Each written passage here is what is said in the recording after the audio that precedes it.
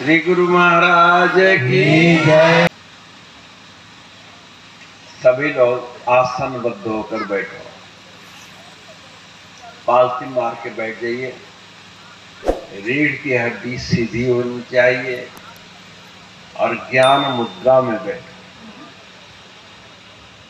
ज्ञान मुद्रा आप जानते हैं, अंगूठा के नीचे तर्जनी होती है और 3 उंगली सीधी जुड़ी हुई, बीच में फांक न हो, सटी हुई, तो मुद्रा टिकेगी। मुद्रा माने धन है ना। आपको काहे का धन चाहिए? ज्ञान का धन, ज्ञान मुद्रा।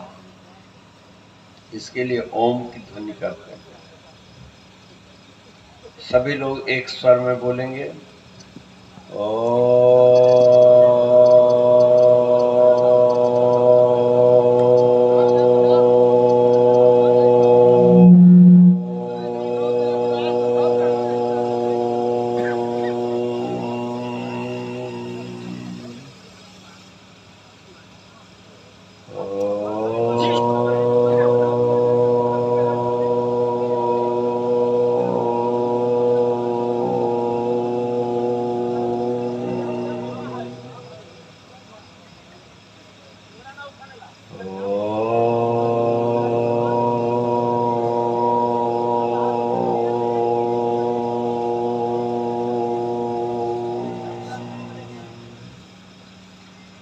ओंकार बिंदु संयुक्तम नित्यं ध्यायन्ति योगिनः कामदं मोक्षदं चैव। ओंकाराय नमो नमः। मंगलम भगवान विष्णु मंगलम गरुड़ध्वज मंगलम पुंडरीकाक्ष मंगलायस्तनो हरि। ब्रह्मानंदम परम सुखदम केवलम ज्ञानमूर्तिम् द्वन्द्वातीतं गगन सदृशं तत्त्वमस्यादिलक्ष्यम् एकं नित्यं विमलमचलं सर्वधी साक्षिभूतं भावातीतं त्रिगुणरहितं सद्गुरुं तं नमामि। श्री सद्गुरुं तं नमामि। बोलो सच्चिदानंद भगवान की जय। मनोरा ग्राम में स्थित श्री सद्गुरु भगवान जी के पवित्र दरबार के मध्य बैठे हुए मंचासीन हमारे वीतराग संतजन,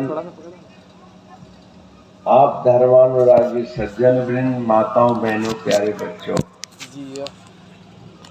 इस मनोरा ग्राम में ऐसे कार्यक्रम कई।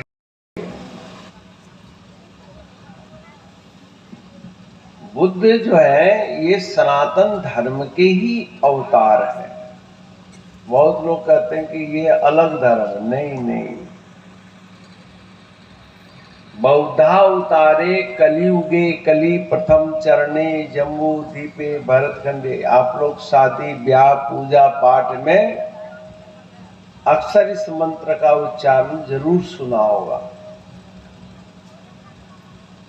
इसलिए बुद्ध को मानने वाले अपने आप को अलग माने, राम जी को मानने वाले अलग माने। जैसे राम विष्णु के अवतार थे, जैसे श्री कृष्ण राम विष्णु के अवतार थे, ऐसे ही उसी विष्णु के अवतार बुद्ध भी हैं। सनातन धर्म ऐसा मानता है। खैर, इन द्वंद्वों में न पड़कर आज की उपस्थिति जिस हेतु से है उस हेतु पर चर्चा करेंगे। इस कलिकाल के व्यस्त जीवन में रहते हुए आत्म शांति प्रत्येक मानव का परम लक्ष्य है। आत्म संतुष्टि अति आवश्यक है और आत्म संतुष्टि के अभाव में दुनिया के समस्त ऐश्वर्य, सभी संसाधन, भरा पूरा परिवार भी नगण्य हो जाता है। इसलिए हम लोगों को आत्म शांति की प्राप्ति की खोज करनी है और इसी आत्म शांति के लिए बड़े बड़े ऋषि मुनि, जपी तपी खोज करते रहे। उसी क्रम में यह अद्वैत स्वरूप संन्यास आश्रम श्री परमपुरी धाम के जो संस्थापक हुए श्री सद्गुरु महाराज, जिनको हम परमपुरी महाराज कहते हैं, बहुत सरल सुगम उपाय दिया कि आप लोग कलिकाल के इस व्यस्त जीवन में रहकर अपने भरे पूरे परिवार में रहते हुए कैसे सुखी हो। इस सुख का सूत्र क्या है? भगवान श्री कृष्ण ने द्वितीय अध्याय में कहा कि ऐ अर्जुन, जब भी कोई कार्य करना हो तो मेरे एक सिद्धांत को याद रखना। योगस्त कुरु कर्माणि संगस् त्यक्त्वा धनंजय सिद्ध्या सिद्ध्यो समो भूत्वा समत्वम योग उच्यते। योगस्त कुरु यानी योग में पहले स्थित हो लेना, फिर कर्मम कुर्यात्, कर्म करना। जरा इन लोगों को शांत कराओ भाई, अपनी इच्छा से शांत कराओ। बोलो सच्चिदानंद भगवान की। योगस्त ये बड़ा महत्वपूर्ण शब्द है और योगस्त के बिना मन विक्षिप्त रहता है, चंचल रहता है और निर्णय अवस्था में रहता है। तो पहले योगस्थ होते ही आपकी बुद्धि निर्णयात्मक निश्चय में आ जाएगी कि मुझे क्या करना है। आप अपने बच्चों को स्कूल भी भेजते हो तो एक ही बात का, बेटा घबराना मत, एकाग्र मन से लिखना। जो एकाग्रता यही योग है। योग का मतलब सिर के बल खड़ा होकर मत काम करना, हाथ के ऊपर चलते हुए मंजिल तय नहीं किया जा सकता। सर्कस एक्सरसाइज तो आप कर सकते हैं लेकिन योगस्थ नहीं हो सकते। योगस्थ का मतलब मन की एकाग्रता। कोई भी कार्य कीजिए, बातचीत कीजिए तो उसमें भी एकाग्र, जैसे भी आप श्रवण कर रहे हैं, अगर इस समय आप एकाग्र नहीं होंगे तो मैं क्या बोलूंगा, क्या कहूंगा, उसका आशय क्या होगा, आप नहीं समझ पाएंगे। प्रमादेन हतम श्रुतम। योग के अभाव में मनुष्य के चित्त में प्रमाद उत्पन्न हो जाता है। जैसे सोए सोए आपको नींद आ गई, समझ जाओ कि प्रमाद में आप चले गए। बिल्कुल शुद्ध चैतन्य भाव में बैठना चाहिए। खेलो तो मन लगा के खेलो, खाना खाओ तो एकाग्र मन से खाओ, भजन गाओ तो एकाग्र मन से गाओ, नृत्य करो तो एकाग्र मन से नृत्य करो, क्योंकि ये हर चीज एक कला है। कला यानी भक्ति है। ये मन की एकाग्रता अति आवश्यक। अब महाराज मन को कैसे एकाग्र किया जाए? मन तो एकाग्र होता ही नहीं। तो मन को एकाग्र करने के लिए आपको थोड़ा सा कर्म कांड का सहारा लेना चाहिए। बहुत लोग कहते हैं हम कर्म कांड को नहीं मानते, बहुत लोग कहते हैं हम उपासना को नहीं मानते, हम तो सिर्फ ज्ञान को मानते हैं। कैसे ज्ञान को मानते हो भाई?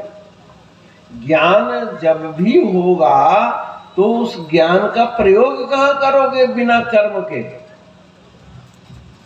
उभाभ्यामेव पक्षाभ्याम यथा के पक्षणाम गति तथैव ज्ञान कर्माभ्याम जायते परमं पदम्। जैसे दो पंखों के सहारे पक्षी आकाश, खे मने आकाश, आकाश में गमन करता है, वैसे ही मनुष्य अपने जीवन में ज्ञान और वैराग्य के, कर्म और ज्ञान के दो पंखों के सहारे सिद्धि की, सफलता की आकाश में गमन करता है। ज्ञान कर्माभ्याम, ज्ञान और कर्म, कर्मणा रहितम ज्ञानम पंगुणा सदृशम भवेत्। कर्म से रहित जो ज्ञान है वह लंगड़ा है, और ज्ञान से हीन कर्म जो है वो अंधा है, वो पग पग पर ठोकर खाता है। तो सद्गुरु के सानिध्य से ज्ञान उत्पन्न होता है, और ज्ञान की अभिव्यक्ति के लिए कृष्ण का उपदेश योग की आवश्यकता है। योगस्थ गुरु, योग में पहले स्थित होना सीखो। तो इसके लिए आप जब भी गुरु मंत्र लेते हो तो सबसे पहले अध्यात्म में जो विघ्न कारक वस्तुएं उनको त्याग करने की प्रवृत्ति दिलाई जाती है। क्या है? ये तन विघ्न कारक है, ये मन विघ्न कारक है, और धन भी विघ्न कारक है।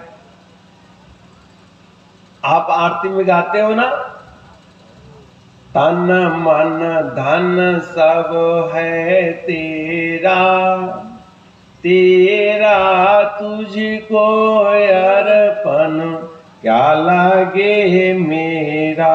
गाते हो ना? ऐसा क्यों गाते हो भाई? क्योंकि तन हमारा जो है ये परमात्मा का दिया हुआ है, तेरा तुझको।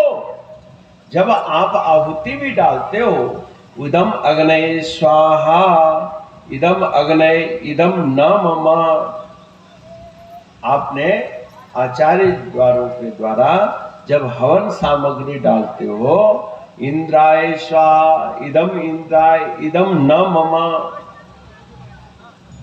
हे इंद्रदेव मैं आपकी प्रसन्नता के लिए आहुति डाल रहा हूं, आप प्रसन्न हो जाइए, ये आपका ही है, इसमें मेरा कुछ भी नहीं है।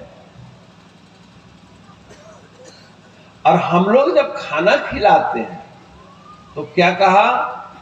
जिसके दाने दाने पर लिखा है खाने वाले का नाम। क्या हम खाना परोसते समय ऐसा कहते हैं कि भोजन तुम्हारा है, तेरे को अर्पण है? ये तो मैं दे रहा हूं, मैं खिला रहा हूं, मेरा भंडारा है, मैंने ये किया, मैंने ये किया। कहां तुमने किया भाई? तुमने तो दाना बीजा, एक दाना का 1000 दाना किसने बनाया? आप तो दाना को मिट्टी में फेंक आए, खेत में डाले आए, आपका काम खत्म हो गया। अब उस दाने में अंकुर कौन डाल रहा है, उसको विकसित कौन कर रहा है, उसके दाने की वृद्धि कौन कर रहा है? क्या हम तुम कर रहे हैं? नहीं कर रहे। ये परम पिता। यो सुप्तेषु जागर्ति कामम कामम पुरुषो निर्मिमाना तदेव शुक्रम तद ब्रह्मा तदेवा अमृत उच्यते। वेद भगवान कहते हैं कि समस्त प्राणियों के सो जाने पर वो जागकर प्राणियों के लिए कामम कामम प्रत्येक कामनाओं की पूर्ति के लिए वो उद्योग करता है, फल लगाता है, मेहनत कराता है, सफल बनाता है।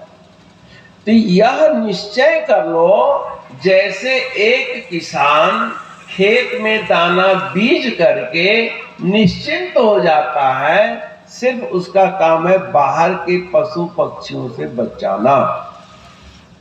बाकी बीजा हुआ बीज जो है स्वतः पृथ्वी के उर्वरा शक्ति से फलित होगा। ऐसे ही आप विवेक पूर्वक अपने जीवन में जो भी कर्म कर दोगे शास्त्रोक्त विधि से, तो वह कर्म निश्चय फलित होगा, सुखकर होगा, आनंद कर होगा। और आप विचलित मन से करेंगे, चंचल मन से करेंगे, तो वह कार्य सिद्ध नहीं होता। इसलिए एकाग्रता की जरूरत है। और एकाग्रता कैसे हो, इसी के लिए गुरु महाराज जी हमारे दरबार में मंत्र देते हैं, साधना देते हैं, और सभी महापुरुष कुछ न कुछ साधन ही बतलाते हैं। महापुरुष यहां पर गड़बड़ कर जाते हैं कई दफा। महापुरुष तो नहीं करते, समझने वाला या समझाने में कहीं गड़बड़ी हो जाती है। कोई कहता है राम राम जपना है, कोई कहता है हरे रामा हरे कृष्णा जपाना है, कोई कहता है ओम भूर्भुवः स्वः गायत्री मंत्र जपना है, कोई कहता है ओम नमः शिवाय जप करना है। नाना प्रकार के अलग अलग जप बतला देते हैं। हमारे यहां कहा गया कि सभी मंत्र ठीक हैं, लेकिन हरेक मंत्र को एक भक्त एक जीवन में एक समय में नहीं जप सकता है। सभी मंत्रों के अधिष्ठात्री देवताओं को इष्ट नहीं मान सकता। जैसे दवा खाने में हजारों किस्म की दवाइयां पड़ी हैं, सभी दवाइयां रोग ठीक करने के लिए ही है। आप कोई अनाड़ी कहे कि आज मैं ये दवाई खा लेता हूं, कल को वो दवा खा लेता हूं, परसों को वो खा लेता हूं, सारी दवाइयां खाऊंगा तो हमें कोई रोग होगा ही नहीं। क्या यह युक्ति ठीक है? रोग नहीं होना होगा तो हो जाएगा। तुम्हारे इस जीवन में किस औषधि की आवश्यकता है, यह तो कोई वैद्य हकीम डॉक्टर ही बताएगा ना। जितना मर्जी बता दे, जो परहेज बताए उसको मानना पड़ेगा। ऐसे ही गुरु लोग इस कलिकाल के व्यस्त जीवन में रह करके आपके इस कलिकाल के मुताबिक दिया जाना चाहिए और दिया है।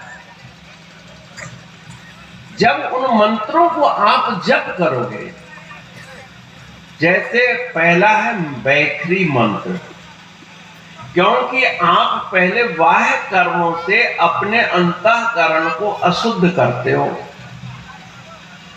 कान को अपवित्र कर लिया निंदा सुन करके, आंख को अपवित्र कर लिया किसी को गुस्सा या घृणा की दृष्टि से देखकर, नाक को आपने भ्रष्ट कर दिया सड़े गले मांस आदि की दुर्गंध से,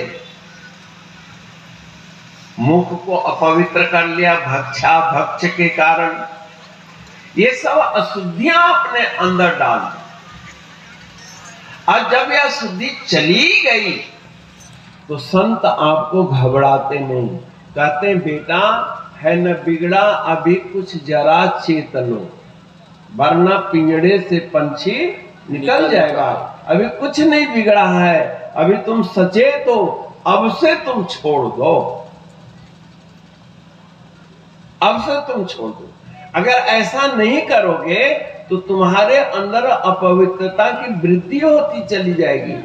इतना अपवित्र अंतःकरण हो जाएगा, इतना तुम निर्दयी हो जाओगे कि मानवीय संवेदना बिल्कुल दूर दूर तक तेरे हृदय में नहीं आएगा।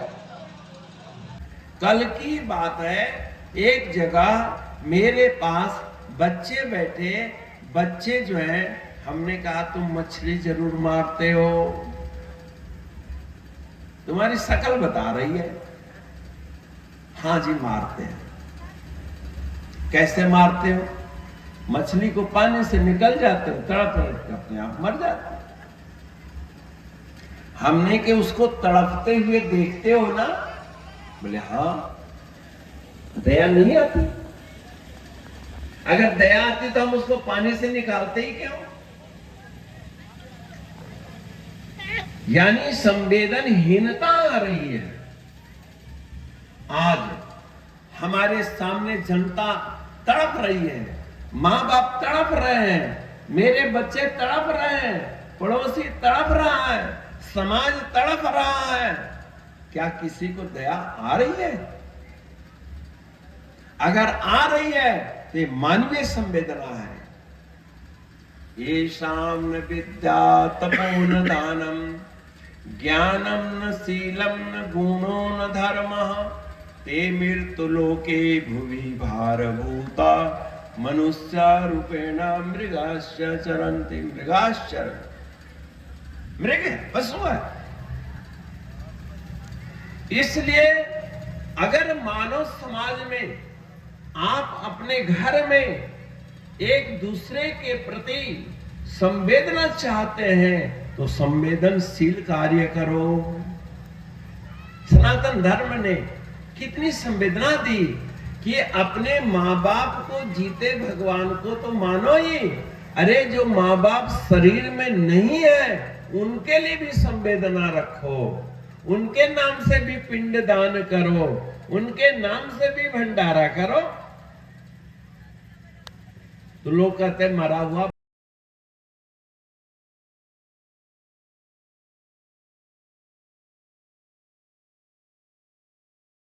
नाम पर किसी को खिला ही दोगे तो क्या तेरे घर में दरिद्रता आ जाएगी? क्या तुम भूखे मर जाओगे? महाराज हमारे खाने के लिए तो है नहीं। कोई बात नहीं, तेरे खाने के लिए नहीं है तो तू उस दिन अपने माँ बाप का स्मरण करके खा ले।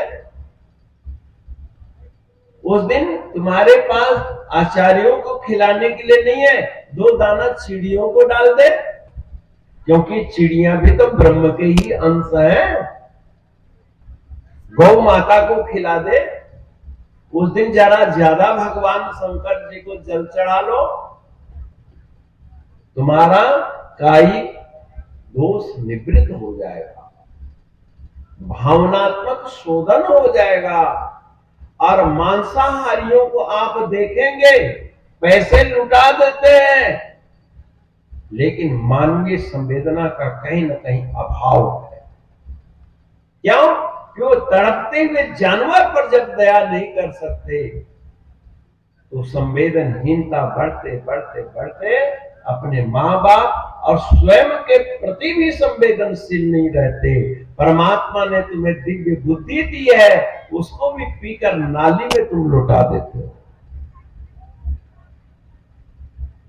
आपके शराब पीने से, आपके मांस मछली खाने से हमें कोई फर्क नहीं पड़ता, लेकिन एक संत के नाते, इस समाज के गार्जियन के नाते हमें यह चिंता करनी पड़ती है कि आज इस कलयुग में वो परम पिता परमात्मा के सनातन अंश प्राणी जो है ये क्यों दुखी हो रहे हैं। दुख का कारण अन्न का अभाव नहीं है, दुख का कारण धन का अभाव नहीं है।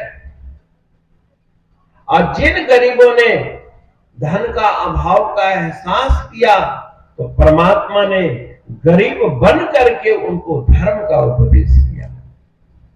समझ गए? जैसे सतानंद ब्राह्मण बहुत गरीब था, भीख मांगकर गुजारा करता था। ये सनातन धर्म के एक बहुत प्रसिद्ध श्री सत्यनारायण जी की कथा की एक प्रसंग है। वह भी अपने आप में एक पूर्ण फिलॉसफी है।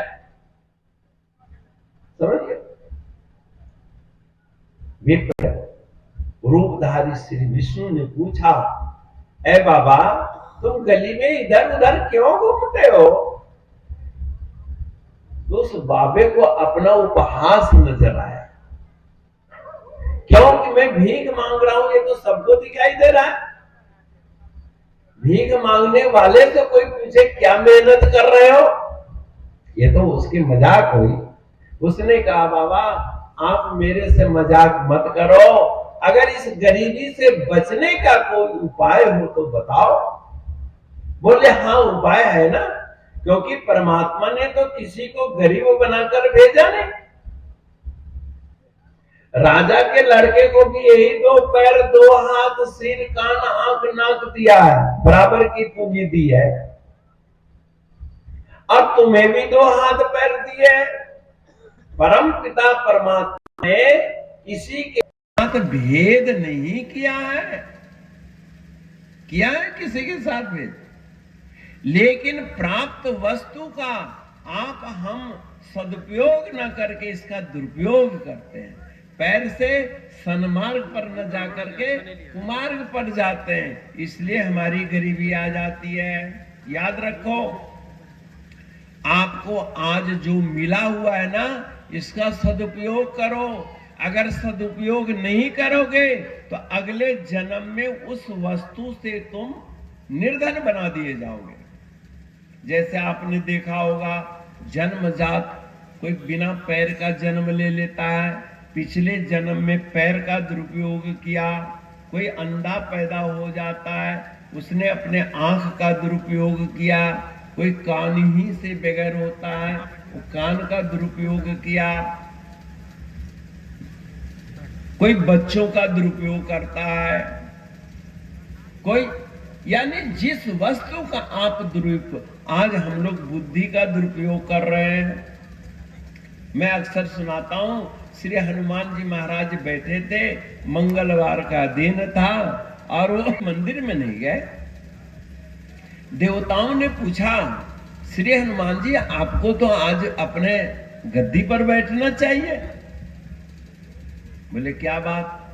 बोले आज तो बहुत लोग आएंगे और आपसे कुछ मांगेंगे और आप उनको दीजिए। हनुमान जी ने कहा, क्या कहूं देवताओं, मैं इनको दे दे के हार गया। अरे रोज एक ही चीज मांगते हैं मेरे से। क्या मांगते हैं महाराज? रोज ये अपने आप को स्वीकार करते हैं, बुद्धिहीन तनु जानिके, बोलो, बुद्धिहीन सुमिरो पवन कुमार, बल बुद्धि विद्या देहु मोहि, हरम कलेश विकार। मांगा ना आपने? पहले आपने क्या कहा? हे हनुमान जी, मैं बुद्धिहीन हूं, मैं बुद्धिहीन हूं। हे तनु जानके, श्री जानकी जी महाराज के बेटे, आपका मैं सुमिरन करता हूं। काहे को सुमिरन कर रहे हो भाई? क्या जरूरत है मेरे की?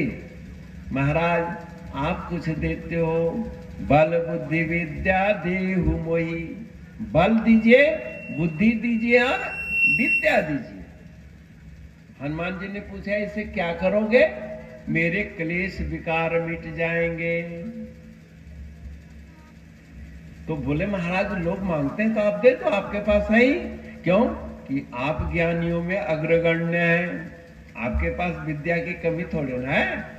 बोले, विद्या की तो कोई कमी नहीं है, लेकिन मेरी बुद्धि, रोज मैं बुद्धि देता हूं, रोज इनको ताकत देता हूं, रोज इनको बल देता हूं और रोज इसको खत्म कर देते हैं। बताओ,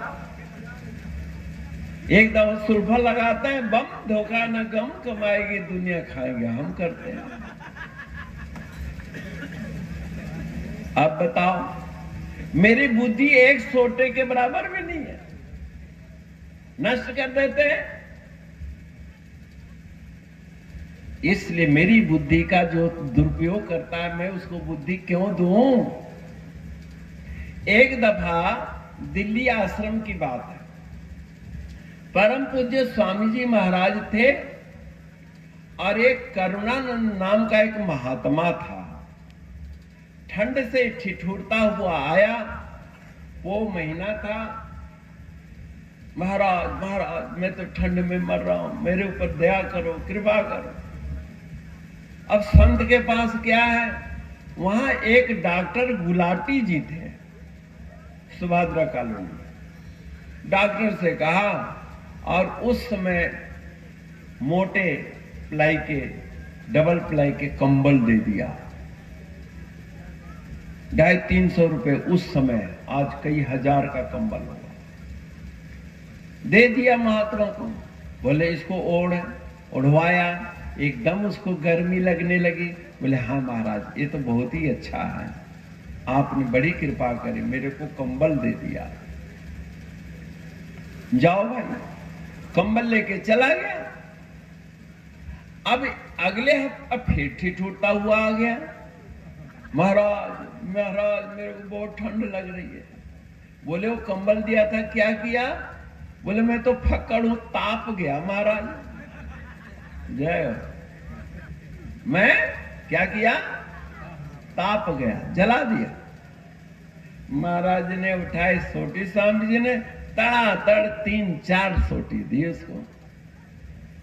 अब तेरे को तड़पना है, ठंड में मर, अब मैं दोबारा नहीं भक्तों को कष्ट दूंगा। ऐसे ही जब तुम्हें परमात्मा ने दिव्य बुद्धि दी है, तो उसको तुम विषयों में ताप क्यों रहे हो भाई? तुम चिलम में बुद्धि को भ्रष्ट क्यों कर रहे हो? जैसे स्वामी जी ने डंडे मारे, वैसे तुम्हें बेइज्जती के डंडे पड़ रहे हैं। अब जस अपकीर्ति के डंडा पड़ रहा है, लेकिन तू चेत नहीं रहा। और फिर रोज आ जाता है हनुमान जी के सिर खाने, बल बुद्धि विद्या दे हुई। शुक्र हनुमान जी गदा नहीं उठा रहे हैं, है ना? अगर कहीं गदा उठा लिए तो फिर तो खरबूजे फूट जाएगा। परम पिता परमात्मा ने कितनी निर्मल काया दी। हनुमान जी ने कहा मैंने बुद्धि दी, इसको जुआ ताश में लगा दिया, जीवों की हिंसा में लगा दी। इस बुद्धि से क्या फायदा है? लोगों को ठगने में बुद्धि लगा दिया, अपने लोगों को बेवकूफ बनाने में बुद्धि लगा दी। अरे अपनों को तो सहयोग करो। अपना कौन है तेरा?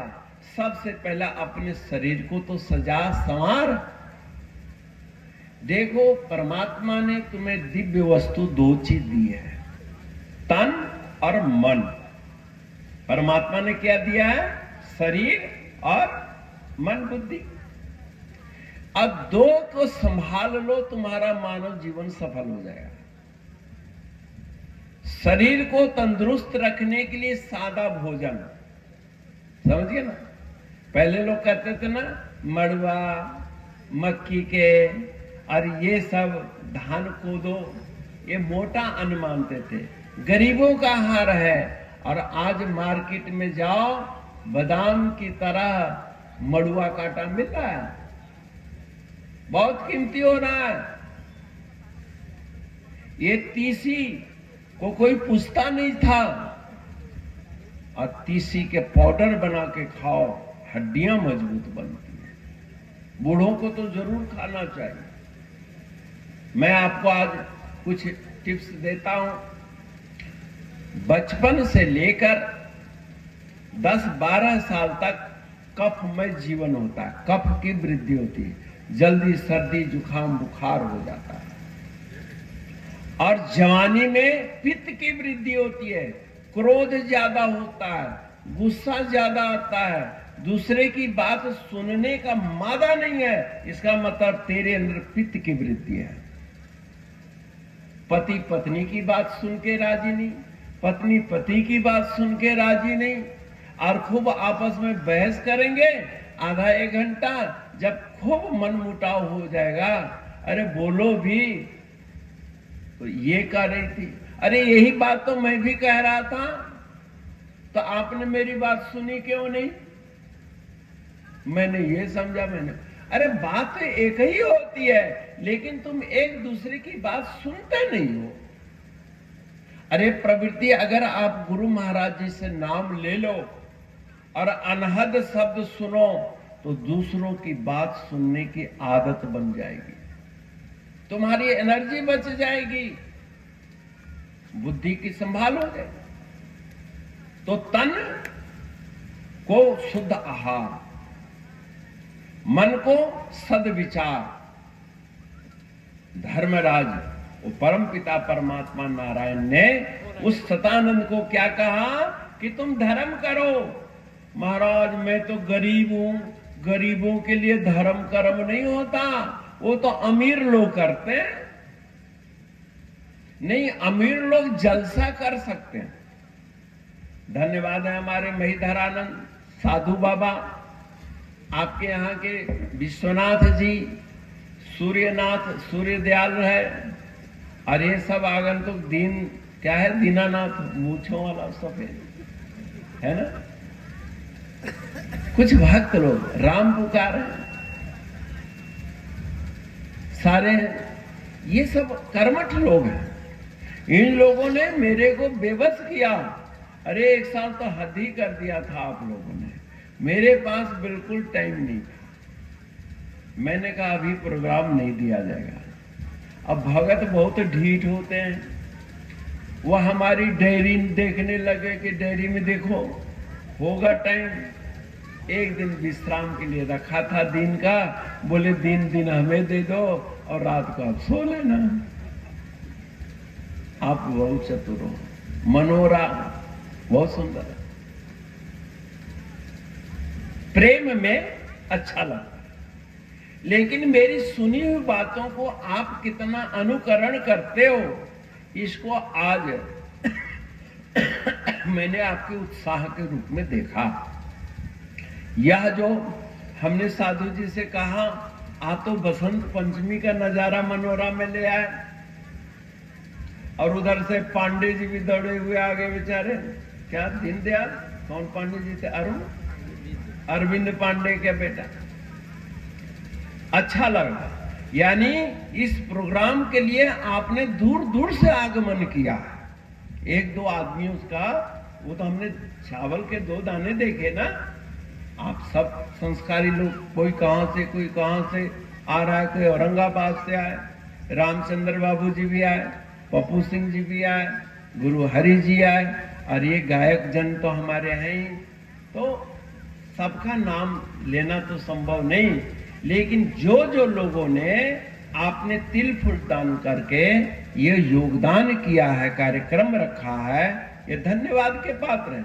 क्योंकि अब इस कार्यक्रम के माध्यम से इस आसपास के ग्रामीण लोग, बुजुर्ग लोग, बच्चे लोग, नौजवान काश अपने जीवन को सुधारने की कोई एक नुक्ता मान ले तो आपका लाखों रुपया खर्च सफल हो जाएगा। क्योंकि लाखों रुपया खर्च करके लोग मनोरंजन करते हैं, लोगों को बिगाड़ते हैं, वहां नशा की ओर प्रवृत्त कराते हैं, लेकिन ये लाखों रुपया आपके स्वास्थ्य, मन, बुद्धि के विकास के लिए मैं खर्च करा रहा हूं। एक दफा मैं कहीं जा रहा था पंजाब में, एक मुझे कम्युनिस्ट मिल गए। हालांकि पार्टी की आलोचना नहीं करता, लेकिन मेरे मन में पता नहीं वो अपने आप को ही कह दे कि मैं कम्युनिस्ट हूं। हमने कहा कि बहुत अच्छा भाई, मैंने कम्युनिस्ट के विषय में सुना नहीं, कम्युनिस्ट कहते किसको है? मैं सबका भला चाहता हूं, सब सुखी रहे यह मैं चाहता हूं। मैं बस में जा रहा था, हिमाचल की पहाड़ियों में जा रहा था। हमने तो बहुत अच्छी बात है। अच्छा ये बताइए, कौन लोग लोगों को दुखी करना चाहते हैं? कोई ऐसे भी इंसान है जो दुखी करना चाहता हो? सिवाय मांसाहारी के। मांसाहारी जो है ये प्राणियों को दुखी ही नहीं देते, उनको खत्म ही कर देते हैं, मर्जी में। हमने कहा आप कैसे करते हो? आप लोगों को बोले जो धनवानों के पास है ना, धनवानों से लेकर के गरीबों में बांट देना चाहिए, ये साम्यवाद है। हमने क्या मतलब, मैं समझा नहीं। बोले बताइए, एक फैक्ट्री में 1000 आदमी काम कर रहा है, उनको 200 रुपए मजदूरी मिलती है, और एसी रूम में बैठा हुआ है, वो न जाने कितना लाख रुपया कमा लेता है। ये गरीबों का शोषण हुआ कि नहीं हुआ? हमें हाँ, ये तरीका तो ठीक है। फिर क्या करोगे? तो उसका सारा पैसा गरीबों में बांट दिया जाए।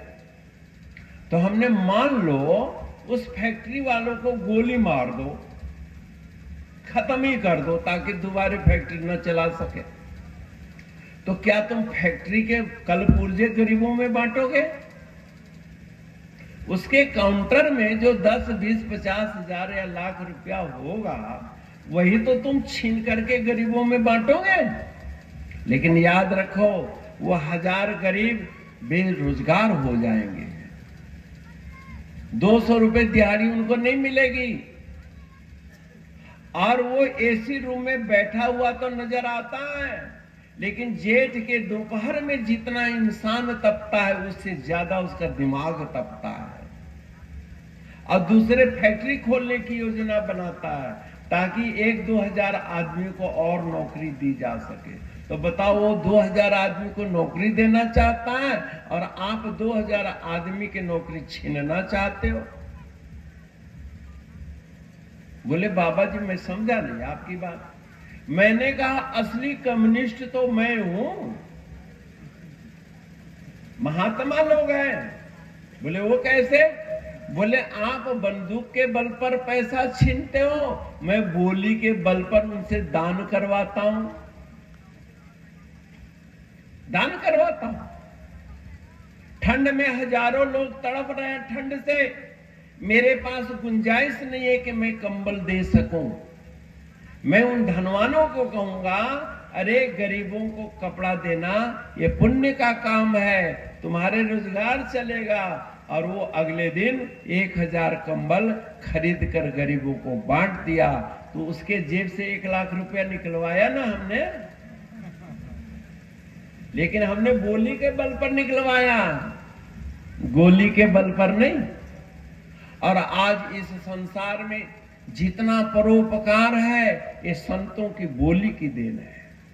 अरे हकीकत है, ये सच्चाई है। एक हमारे लाला जी थे, उनके यहां छापा पड़ गई, गरीबी आ गई, रिश्तेदार के यहां मुंह छिपाए बैठे थे, दाने दाने के लाले पड़ गए।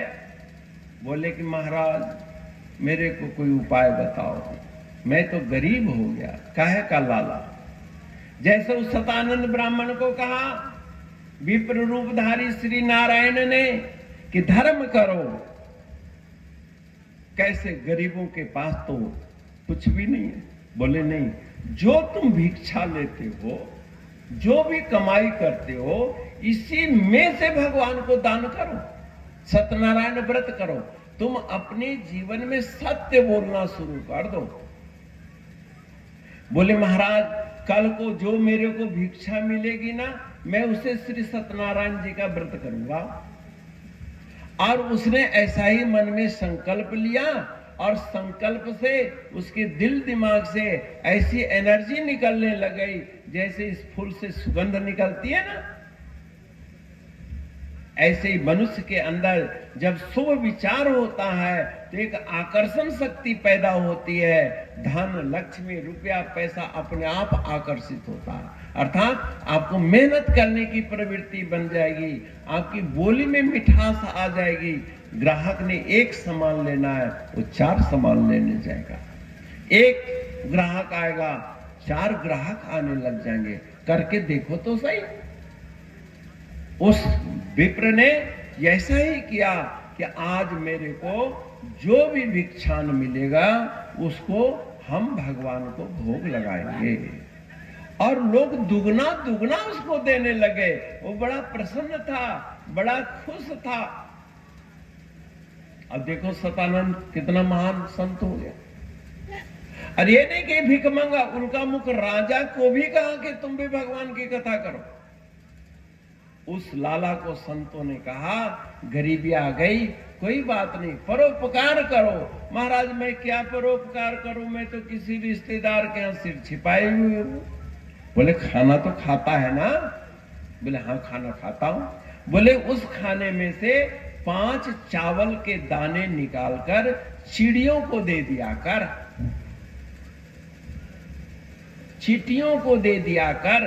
आजकल आप लोगों को बड़ा शनि सताता है और शनि के शांति के लिए आप न जाने कितने कितने पैसे फेंक देते हो। फेंको, पैसा है काय के लिए, रख के क्या करोगे?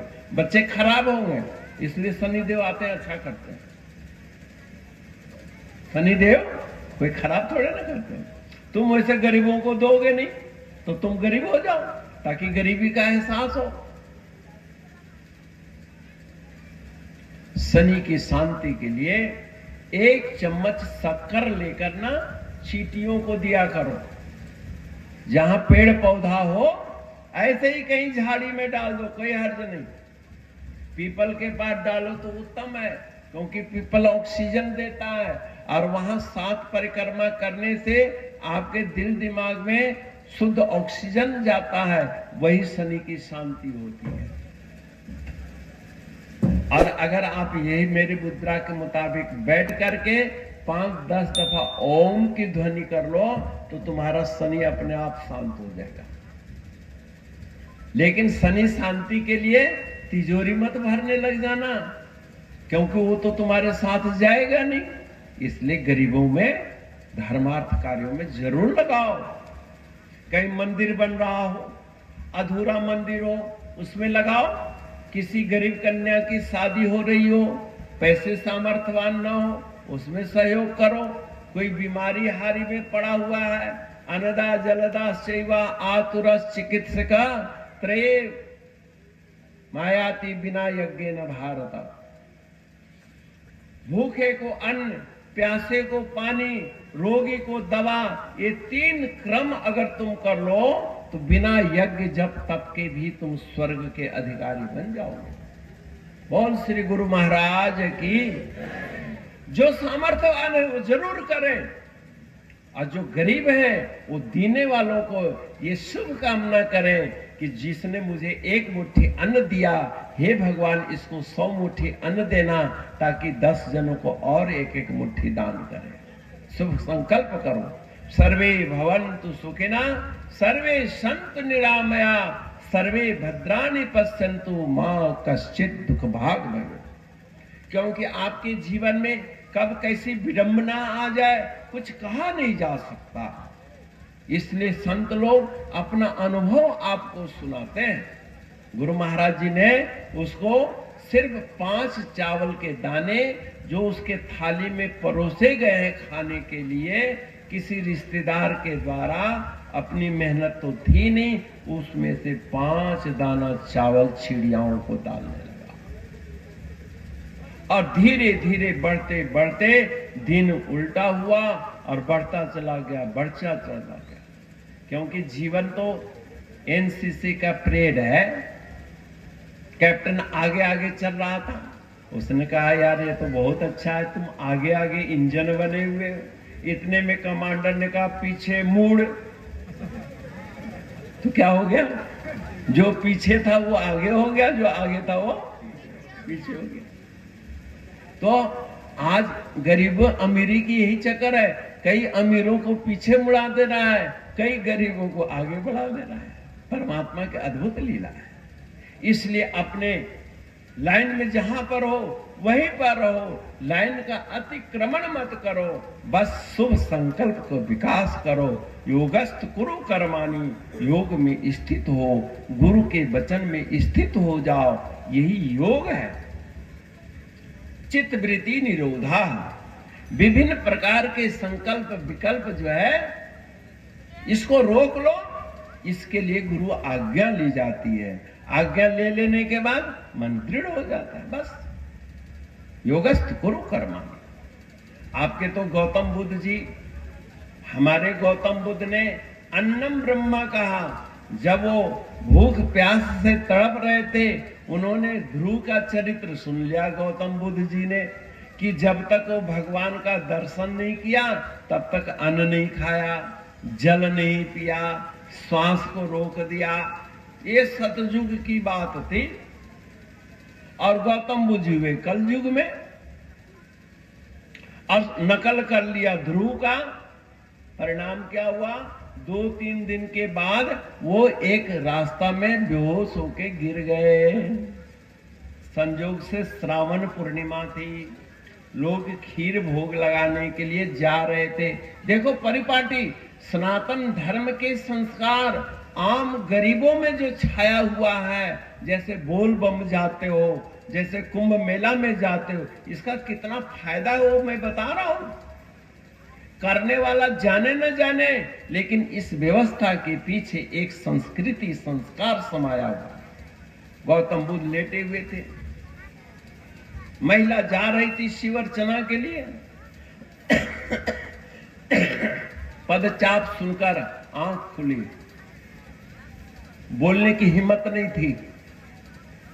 पानी मांगा, कुछ आहार मांगा, और उसके पास कुछ खाने को देने के लिए कुछ था नहीं।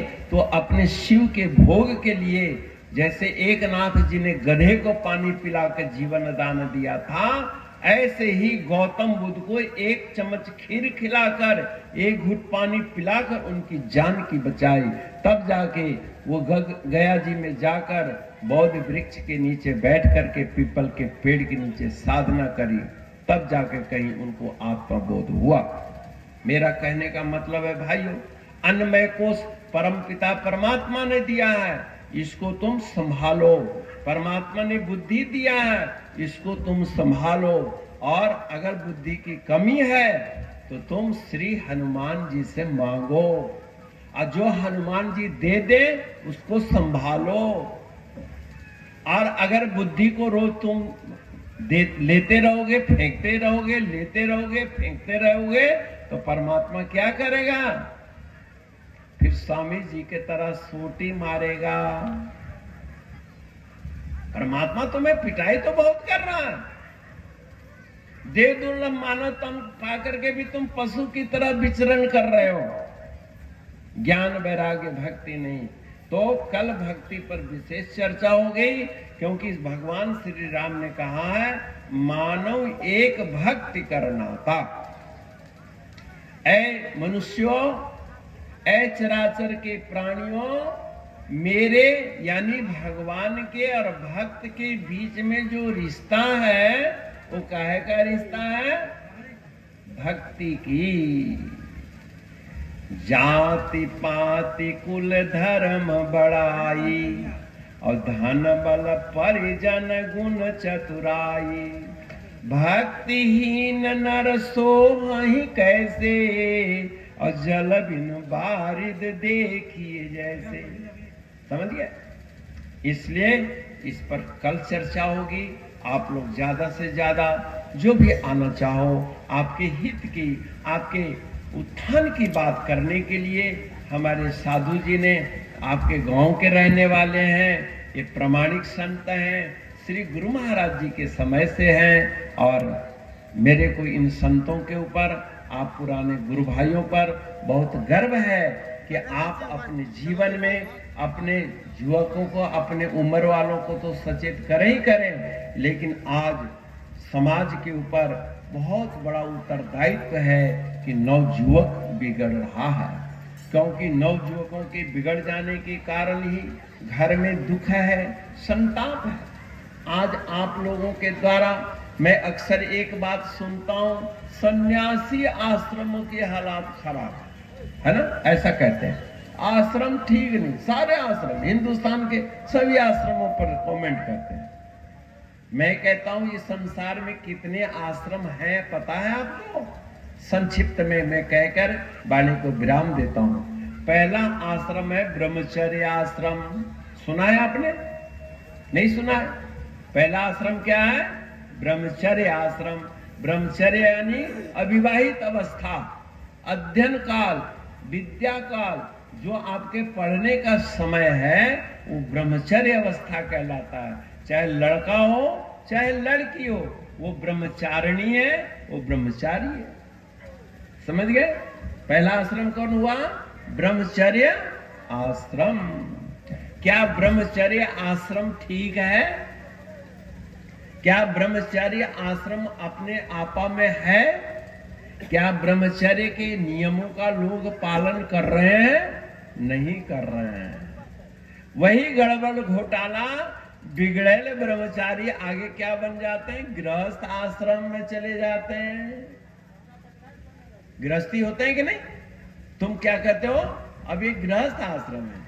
बहुत लोग कहते हैं महाराज हम लोग तो गृहस्थ है, झूठ बोले, सच करे, छल करे, कपट करे। अरे आश्रम आश्रम है, आश्रम का नियम तुम्हारे ऊपर भी लागू होगा। समझ गए ना? पुलिस वालों का मतलब ये थोड़े ना कि वो गाली से बात करे। बहुत पुलिस वाले होते हैं, हम तो पुलिस वाले हैं। अरे गाली मत दो, रिस्पेक्ट से बात करो। दूसरा आश्रम है गृहस्थ आश्रम। मैं आपसे पूछता हूं, अपने दिल दिमाग पर हाथ रख के बात करो, क्या आपका गृहस्थ आश्रम स्वधर्म का पालन कर रहा है जैसा होना चाहिए? क्या बलि वैश्वानर यज्ञ करते हैं प्रतिदिन? ब्रह्म यज्ञ, देव यज्ञ, पितृ यज्ञ, बलि वैश्वानर आदि ये कार्य करते हैं आप? काहे का गृहस्थ आश्रम? पशुओं की तरह खाया पकाया और सो गए? गृहस्थ आश्रम का भी कुछ नियम है। उसके बाद आता है वानप्रस्थी नियम, तीर्थ यात्रा का। गृह त्याग करके भ्रमण जीवन बिताएं। क्या वो वानप्रस्थी लोग ठीक हैं? उसके बाद आता है हमारा संन्यास आश्रम। समझ गए? तो ये संन्यास आश्रम में वही ब्रह्मचारी से गृहस्थी बने, वही गृहस्थी से वानप्रस्थी अथवा सन्यासी आए, या ब्रह्मचारी से सीधे सन्यासी आ गए। तो मूल संस्कार को खत्म करने में कितना समय लगेगा? अगर लौका तीता हो, लौकी अगर तीता हो तो उसकी सब्जी मीठी बनेगी? बोलो। नेनुआ तीता हो, आप देसी घी में बनाओ, सब्जी स्वादिष्ट नहीं बनती। इसलिए मूल प्रकृति को सुधारने के लिए हम आप लोगों से कहते हैं कि अच्छे संतान पैदा करो, अच्छा संस्कार दो, ताकि भावी में एक आदर्श नवयुवक बने, नवयुवतियां बने, आदर्श गृहस्थ बने, आदर्श वानप्रस्थी बने, आदर्श सन्यासी बने। क्योंकि चारों आश्रम मिल करके इस मानव समाज का पूर्ण कल्याण करता है। तो इस पर कल ज्ञान और वैराग भक्ति की जो चर्चा है वो भी कहने की कोशिश करूंगा। तो आज मैंने आपसे इतना ही कहा, योगस्थ कुरु कर्माणि। प्रत्येक आश्रम को तंदुरुस्त रखने के लिए, प्रत्येक आश्रम को आदर्श स्थापित करने के लिए मन की एकाग्रता की जरूरत है। कर्माणि संगस त्यक्त्वा धनंजया। आसक्ति का परित्याग करो, क्योंकि आसक्ति का अगर परित्याग नहीं करोगे तो जीवन तो क्षणभंगुर है, टिक ही नहीं सकता। तुम जितना मर्जी आसक्ति करो, तुम अपनी जवानी को नहीं रोक पाए, प्रौढ़ अवस्था को नहीं रोक पाए, तो क्या बुढ़ापे को रोक पाओगे? इसलिए संगत त्यक्त्वा ये शब्द बड़ा अनुकरणीय है, जो एक बच्चे से लेकर बूढ़ों तक की आवश्यकता है। इसका प्रयोग आप कैसे करेंगे, इसकी चर्चा कल के प्रसंग में आपको करेंगे। कल ठीक 7 बजे कार्यक्रम प्रारंभ हो जाएगा, 7:30 बजे तक कीर्तन, और उसके बाद संतों का प्रवचन सुनिए। आप लोगों का भजन तो हम भी सुनने के इच्छुक होते हैं, लेकिन क्या करें, मंच का एक मर्यादा होती है और लोग आते हैं सुनने के लिए, इसलिए हमको बोलना पड़ता है। लेकिन मैं चाहता हूं कि आप लोगों की भी आवाज़ मेरे कानों तक आए, तो आप लोग समय से आए, और मैं आप लोग निसंकोच होकर बोला करो।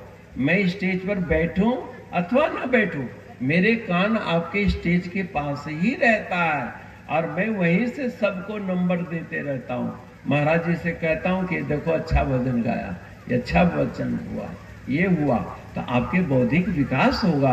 आपके समस्त बंधुओं के लिए शुभकामना करता हुआ आज वाणी को यही विराम देता हूँ। सर्वे भवन्तु सुखिनः, सर्वे सन्तु निरामया, सर्वे भद्राणि पश्यन्तु, मा कश्चित् दुःख भाग् भवेत्। धर्म की जय हो। सारे बोलो, धर्म की जय हो। अधर्म का प्राणियों में सद्भावना, विश्व का कल्याण, गौ माता की जय हो। पृथ्वी माता की जय हो। गंगा मैया की जय हो। चारों वेद की जय हो। चारों धाम की जय हो। आज के आनंद की जय हो। मनोरा वासियों की जय हो। नमः पार्वती पते हर हर हर महादेव। कृपया सब लोग बैठे रहेंगे अभी।